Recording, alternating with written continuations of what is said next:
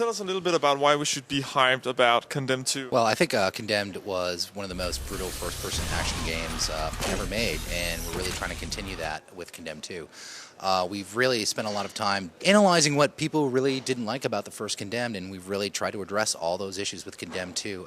We think we have absolutely have one of the most brutal first-person action experiences ever created. Condemned 1 was kind of a bit of a one-trick pony, sort of whack, block, and I think people found that a very visceral experience and a core experience to the game, but we weren't really satisfied. So what we did is we actually deconstructed the combat system in Condemned 1 and reconstructed it for Condemned 2.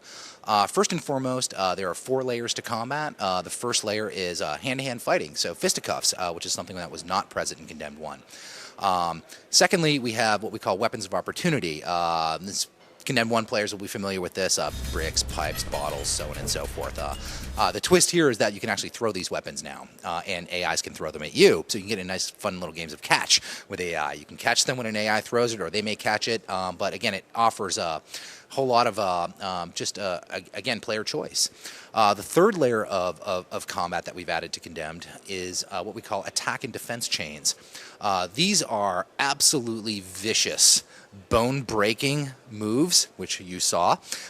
Basically, in Condemned 1, you had enemies coming at you, but 1 at a time, 2 at a time. In Condemned 2, they're going to be swarming you 3, 4, 5 at a time, so you need to have a way to be able to deal with that. Breaking arms, legs, and then watching the AI try to relocate their shoulders while they're dropping their weapon, and so on and so forth, is just an incredibly visceral experience, and something that we're really happy with Condemned 2.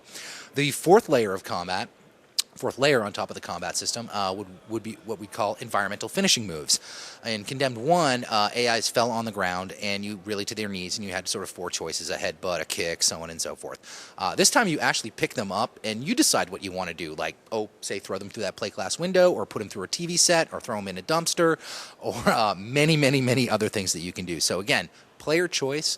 It's all about letting the player choose the fighting style that's most comfortable with them and letting them go for it from there. Hobo Fight Club is pretty funny, actually. It was really started out as a test room where we would just dump our AIs in as they came online, enemies, weapons, so on and so forth, and you just would boot it up and you'd fight till you die.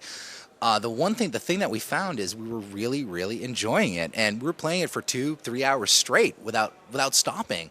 And it sort of dawned on us that, wow, this could be a really fun game mode to add outside of the single-player game and outside of the multiplayer experience. Just sort of a survival mode. And that's really where Hobo Fight Club was born out of.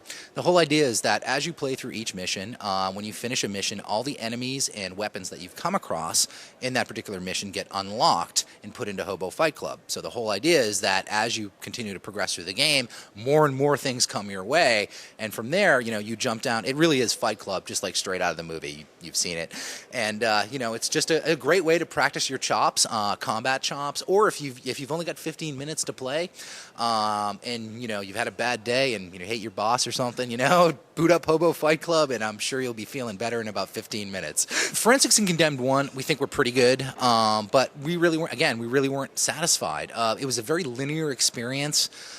You were sort of led by the nose, told exactly what to do, how to do it, and when to do it. And so for Condemned 2, we really wanted to create more of a CSI-style investigative experience without it being a pixel hunt. It's very important that no one likes pixel hunting. So this is how we came up with our brand new forensic system. It was actually our 3rd try. So this is our 3rd revision of the forensic system from where we started, when we originally started with Condemned 2. But it's basically based on observation and use of your tools. It's all context sensitive with cascading menus and so on and so forth. But basically it is based on the power of observation and the use of your tools. And the really cool thing is that once there's no wrong way to eat a Reese's, so I don't know how well that translates to Norway, but in America, no wrong way to eat a Reese's peanut butter cup. They're optional. You don't have to do 80% of them are optional. You don't have to do them. However, if you do them, you're scored on how well you do. At the end of a mission, that score translates into what we call forensic points. Those forensic points are then used to upgrade your character. Things like steel-toed boots, brass knuckles, triple tasers. So you're going to want to do these, right? Because it just, again, feed the player. There are 33 different upgrades that we have available to the player. Can't really go into too much detail, but suffice to say that they're there. And that was really the crux of the forensic system. There's also going to be some multiplayer in Condemned. How much can you tell about that? I can't really talk too much about multiplayer. I have the PR guys with the guns trained on my head. But basically, we really want to create a unique and compelling multiplayer experience that fits within the Condemned universe. As I said earlier, it's really easy to put put guns in someone's hands and have them run through the levels, blowing each other away. But you know what? That's been done to death. What we're trying to do is take that incredibly visceral, single-player fighting experience and bring that over to multiplayer.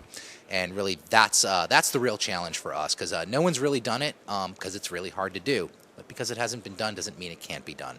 And that's what we're really focusing on, is really creating multiplayer that is very unique to the Condemned experience. Game is going to be spring 2008. It'll be on PS3 and Xbox 360, full parity across both platforms. So, the Xbox version isn't going to have extra content that the PlayStation 3 version won't have. It's pretty much straight up, bite for bite, as they'd say.